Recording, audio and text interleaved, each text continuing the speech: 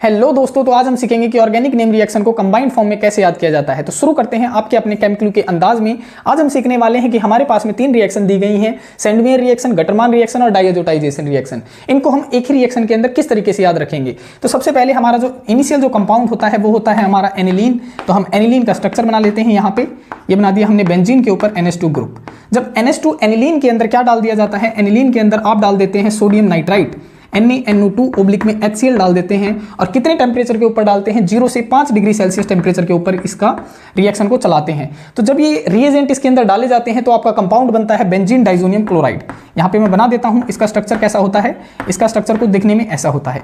यहाँ पे क्या होता है, N2Cl, इसके ऊपर चार्ज होता है पॉजिटिव चार्ज, इसके ऊपर चार्ज होता है नेगेटिव चार्ज। इसका नाम होता है एनिलीन और इसका नाम होता है benzene diazonium chloride, benzene diazonium chloride.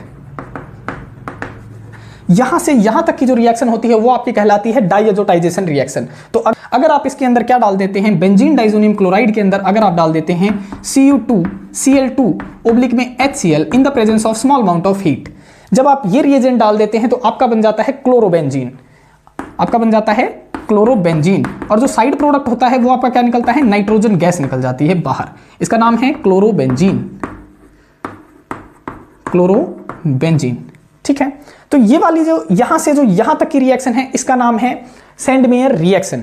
Further आप क्या कर सकते हैं, अगर आप इसी कंपाउंड के अंदर क्या डाल दें, अगर आप इसी कंपाउंड के अंदर डाल दें Cu2Br2 ओब्लिक में HCl अगर आप HBr अगर आप डाल देते हैं तो क्या बन जाता है, in the presence of heat आपका बन जाता है ब्रोमोबेंजीन।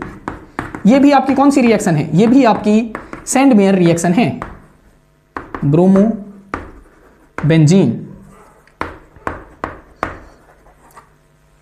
तो ये दोनों रिएक्शन आपकी कौन सी आ गई, देखो डायजोटाइजेशन रिएक्शन कौन सी हो गई, एनिलीन से बेंजीन डाइजोनियम क्लोराइड तक। और अगर आपसे सेंडमेयर रिएक्शन पूछ ली जाती है तो इसके अंदर आप क्या डाल देंगे, चाहे आप ये डाल दें चाहे आप ये डाल दें, दोनों ही रिएक्शन का नाम क्या होता है, दोनों ही रिएक्शन का नाम है आपका सेंडमेयर रिएक्शन। सिमिलरली अगर आप इसी कंपाउंड के अंदर बेंजीन डाइजोनियम क्लोराइड के अंदर अगर आप क्या डाल देते हैं, अगर आप डाल देते हैं copper powder in the presence of HCl and small amount of heat, जब आप ये रिएजेंट डाल देते हैं तो आपका बन जाता है क्लोरोबेंजीन। और नाइट्रोजन गैस क्या होती है, बाहर निकल जाती है, क्लोरोबेंजीन प्लस में नाइट्रोजन गैस। इस वाली रिएक्शन का नाम दिया जाता है गटरमान रिएक्शन। कौन सी रिएक्शन, गटरमान रिएक्शन। और यहां पे अगर आप क्या डाल दें, अगर आप ये नहीं डालना चाहते हैं तो आप डाल सकते हैं copper powder in the presence of HBr।